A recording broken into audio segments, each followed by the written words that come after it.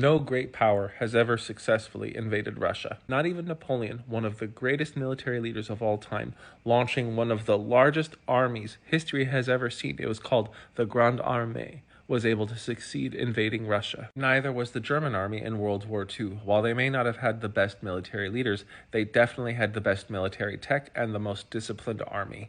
So for well over 200 years, it was a suicide mission for a nation to think they could invade Russia. And then here comes Ukraine saying, hey, hold my beer. All Ukraine did last year in August of 2024 was take a small chunk of land right across the Ukraine border in Russia called Kursk. And since Ukraine's successful invasion of Russia, the attacks against the Russian interior have only intensified, and they are exploding right now. Maybe some of you have heard, but the Ukraine military has launched a successful drone strike and taken out 40 Russian military aircraft. A variety of strategic bombers and supersonic long-range bombers were taken out, along with early warning and control aircraft. And it wasn't just in one space, it was 5 different areas of Russia, and some of these strikes were 2,500 miles deep into Russian territory, totaling about 4,300 kilometers away from the Ukrainian front lines. This wildly successful attack has taken over a year and a half to orchestrate, and it is called Operation Spider's Web. These drones didn't fly from the Ukraine front lines all the way into Russia. They were actually brought in by trucks and just started emerging from the roofs and wreaking havoc. And right now, the SBU says that 34%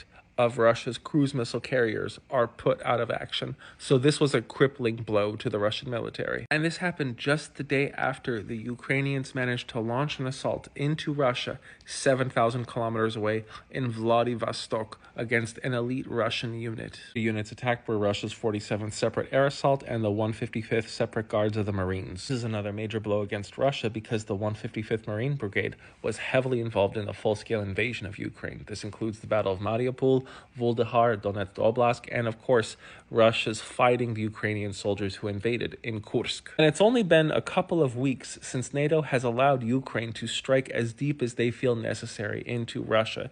Keep that in your mind. These attacks extend far beyond just Russian military bases or weapon stores. They are going after the actual military-industrial complex, like the attack that happened about 10 days ago against Russia's semiconductor plants. Now, I said this over a week ago, that Ukraine being allowed to strike anywhere in Russia they deem necessary means that they are going to start taking out all of Russia's air defenses, or at least the crucial air defenses, which will allow Ukraine to launch even larger drone strikes. And Russians are going to be forced to bear witness to wave after wave of countless drone strikes that will be taking out Russia's manufacturing sector, Russia's railways, and of course, Russian energy depots of oil and natural gas. It also means we may see Ukrainian drone attacks going into the Caspian Sea, since that is one of the routes that Iran uses to transport drones to Russia. Or at the very least, we will see Ukraine target wherever the Shahed drones are being stored in Russia. Now, 2 crucial things I want you to keep in mind regarding the Ukrainian invasion of Russia.